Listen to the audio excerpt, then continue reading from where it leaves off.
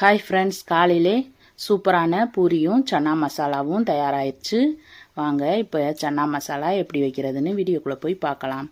அதுக்கு ஒரு கடாயை அடுப்பில் சூடுபடுத்திட்டு எண்ணெய் ஊற்றிருக்கேன். காஞ்சோடனே சோம்பு போட்டுட்டு இப்போ பல்லாரி வெங்காயம் 2 வெங்காயத்தை நறுக்கி வச்சுருந்தேன். அதை போட்டு நல்லா வதக்கி விட்டுக்கிறலாம். பச்சை வாடை போகிறது வரைக்கும் வதக்கி விட்டுக்கிறணும். இஞ்சி பூண்டு விழுது 1 ஸ்பூன் போட்டு அதையும் நல்லா வதக்கிடலாம். நான் 2 பழுத்த தக்காளியை மிக்சியில் போட்டு அரைச்சி எடுத்து வச்சுருக்கேன். அதையும் இப்போ இதில் சேர்த்துக்கலாம். தக்காளியை அரைச்சி போட்டால் கிரேவி நல்லா திக்காக கிடைக்கும். இப்போ மல்லித்தூள், மிளகாய்த்தூள், கரம் மசாலா, மஞ்சள் தூள் சேர்த்து நல்லா கலந்து விட்டுக்கிறணும். தேங்காயும் சீரகமும் அரைச்சி வச்சுருக்கேன். அதை இப்போ இதில் சேர்த்துக்கிறலாம். சேர்த்துட்டு நம்ம வேக வச்ச பயிரை சேர்த்துக்கிறலாம். நான் குக்கரில் 4 விசில் விட்டு எடுத்து வச்சுருக்கேன்.